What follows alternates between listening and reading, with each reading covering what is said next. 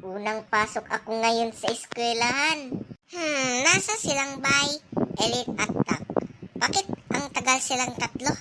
Kanina ako naghinintay dito eh. Oh, Garcia, nandito na kami. Buti na lang dumating kayo. At saka, buti na lang hindi maglilate si Tak. Oo nga eh, hindi ako maglilate. Sinabi niyo mama ko, hindi ako magkakain ng breakfast. I will skip breakfast all the time so I can go to school talaga. Going on a diet ka no?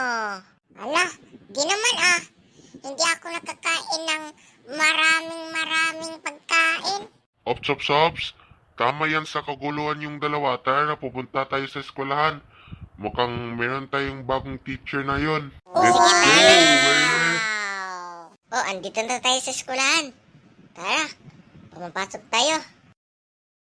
Oh guys, andito na tayo sa classroom natin. Tara na, pumapasok na tayo. Garcia, hindi naman nating classroom eh. Yung classroom natin ay nasa kabila. Ayan po. Tara! Ay, ganun. O sige na.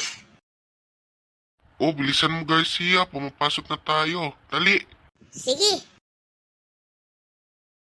Sus, buti na lang hindi tayo mag-late sa eskwelahan eh. Oo nga eh, ang sobra saya nun. Ako din masaya.